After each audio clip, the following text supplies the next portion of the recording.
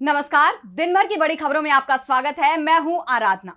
आज इस बुलेटिन में बात होगी वोटर अधिकार यात्रा से घबराई मोदी सरकार की, एसआईआर को लेकर कांग्रेस के चौंकाने वाले खुलासे की, देखेंगे पीएम मोदी के चीन दौरे पर उठते सवालों को, उपराष्ट्रपति उम्मीदवार रेड्डी ने एनडीए को क्या दिया मैसेज, जानेंगे पीएम सीएम बिल पर कैसे खुद ही फंसी मोदी सरकार, और बुलेटिन के आखिर में देखेंगे क्यों उठी न्यायपालिका में बराबरी की मांग।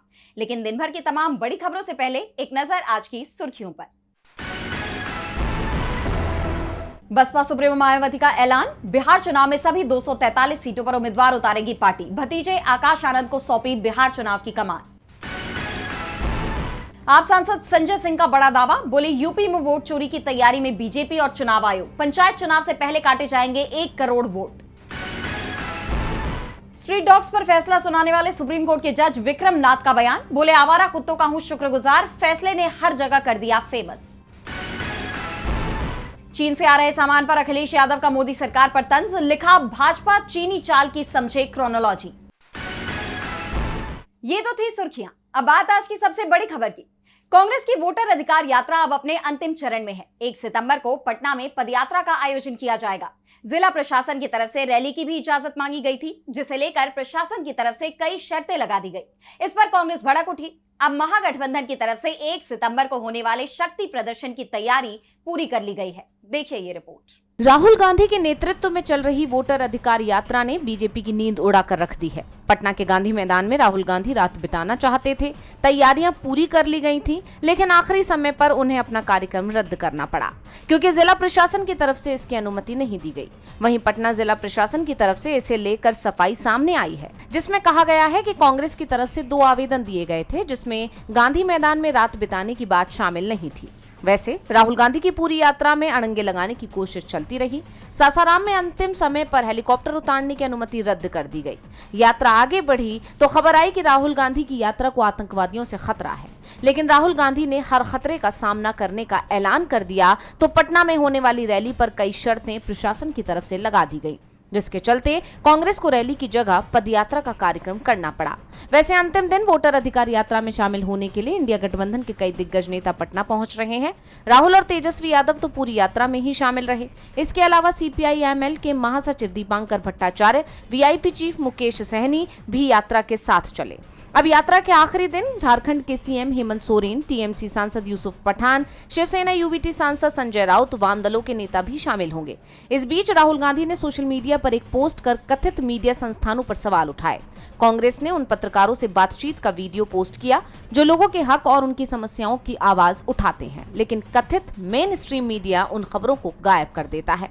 चुनाव आयोग लगातार विपक्ष के निशाने पर बना हुआ है। वोटर अधिकार यात्रा के जरिए विपक्षी नेता लोगों के बीच जाकर उसकी पोल खोल रहे हैं।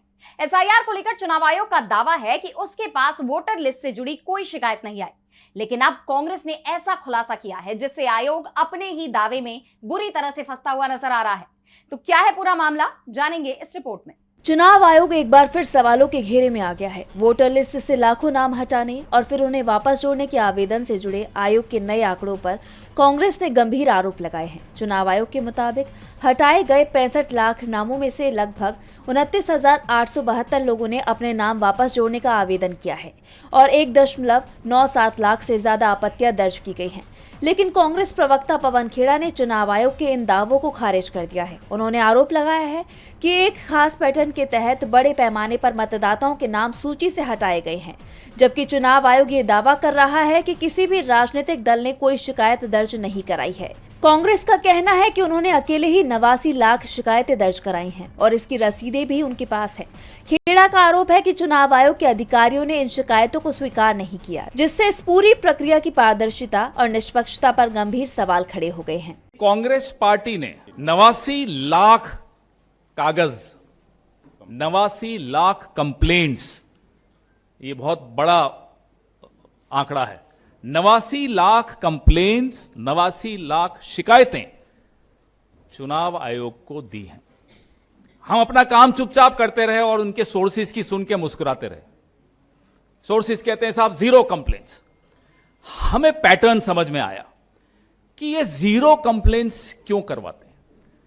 तो फिर ये सुनाई दिया, ये दिखाई दिया, ये महसूस किया कि हमारे बीएलएस जब शिकायतें लेकर, ऑब्जेक्शंस लेकर जाते हैं, उनसे नहीं लिया जाता। विवाद इस बात को लेकर तेज हो चला है क्योंकि दावा आपत्ति दर्ज कराने की अंतिम तारीख 1 सितंबर है। कांग्रेस का दावा है कि उनके पास शिकायतों की रसीदें हैं जो ये साबित करती है कि उन्होंने शिकायतें की थी, जबकि चुनाव आयोग का कहना है कि उन्हें राजनीतिक दलों से कोई शिकायत नहीं मिली। इस स्थिति में चुनाव आयोग की भूमिका और उसकी कार्यप्रणाली पर संदेह गहरा गया है। अब ये देखना होगा कि चुनाव आयोग कांग्रेस के इन आरोपों पर कोई सफाई पेश करता है या नहीं। चुनाव आयोग गंभीर सवालों से घिर गया है तो सवाल पीएम मोदी के चीन दौरे पर भी उठ रहे हैं। उनके इस दौरे पर देश ही नहीं पूरी दुनिया की नजरें हैं, जिसकी वजह भी है।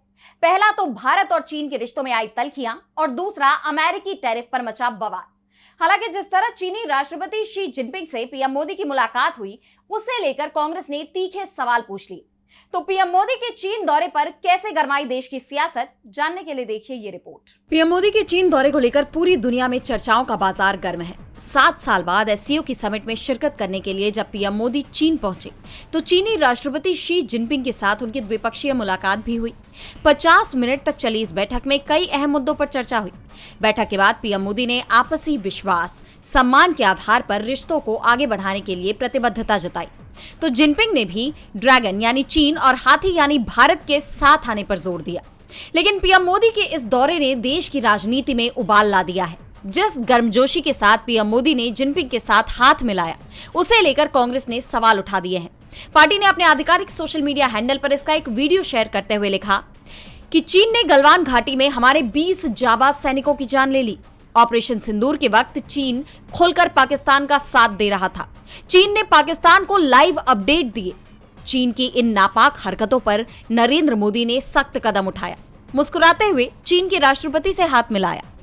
कांग्रेस ने मोदी सरकार की विदेश नीति पर सवालिया निशान लगा दिया है।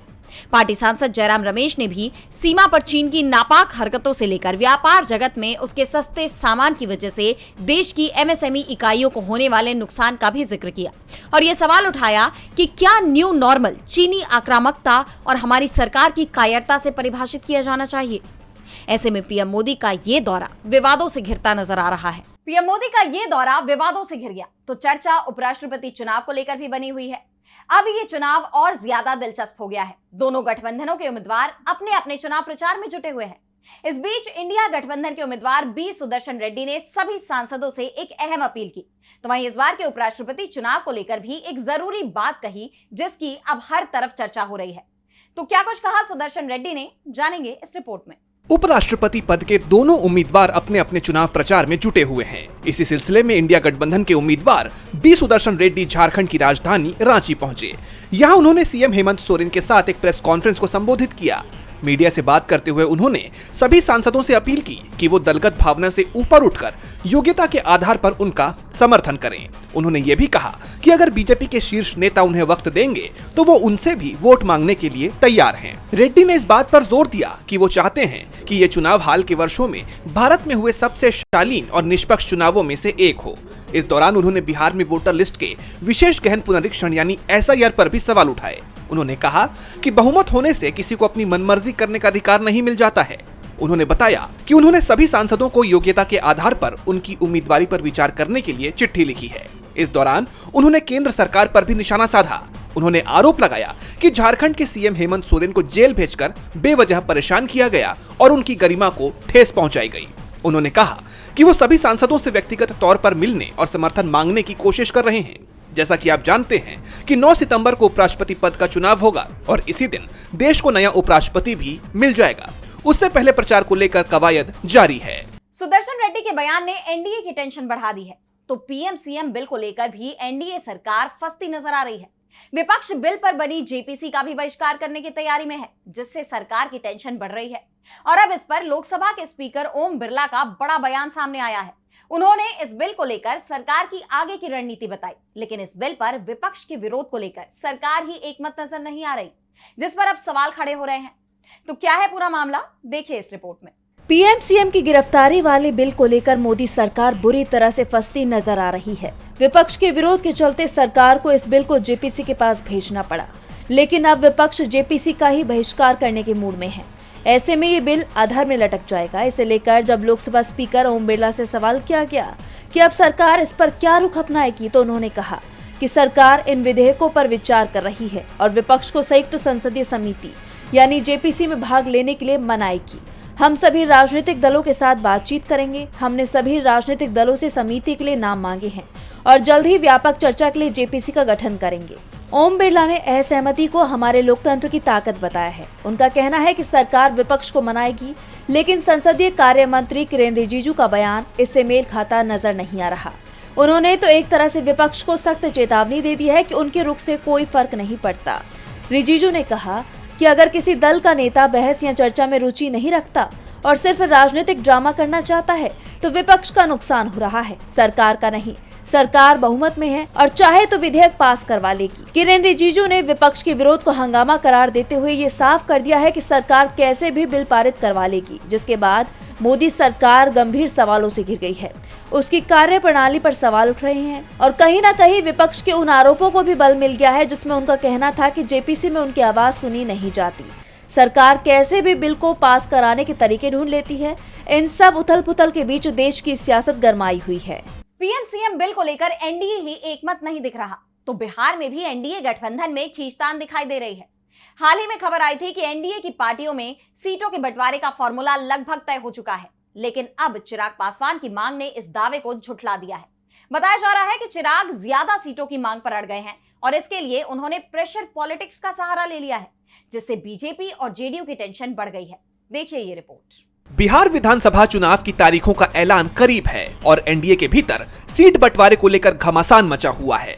बताया जा रहा है कि जेडीयू और बीजेपी के बीच सीटों का फॉर्मूला तो लगभग तय हो चुका है, लेकिन इस बीच लोक जनशक्ति पार्टी के प्रमुख चिराग पासवान ने 40 से ज्यादा सीटों की मांग कर बीजेपी और जेडीयू दोनों की टेंशन बढ़ा दी है।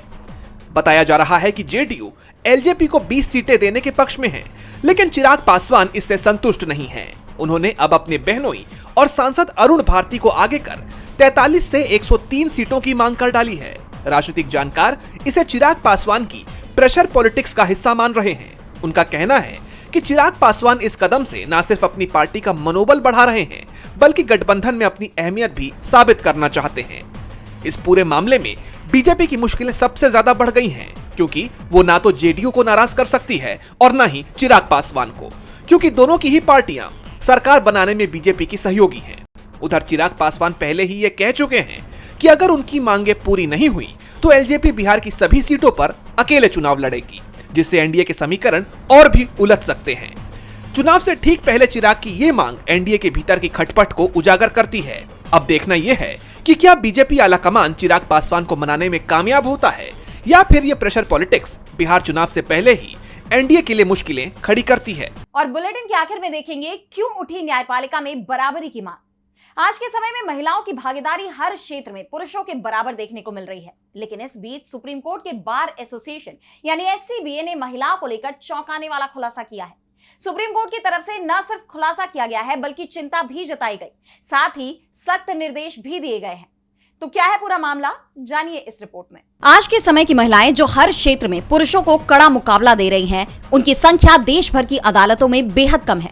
ये खुलासा सुप्रीम कोर्ट बार एसोसिएशन यानी एससीबीए की तरफ से किया गया है। एसोसिएशन एससीबीए ने एक प्रस्ताव पास कर देश की अदालतों में महिलाओं की बेहद कम मौजूदगी पर गंभीर चिंता जताई है। एसोसिएशन ने कहा कि सुप्रीम कोर्ट और हाई कोर्ट्स में महिला जजों का प्रतिनिधित्व बेहद असमान और चिंताजनक है।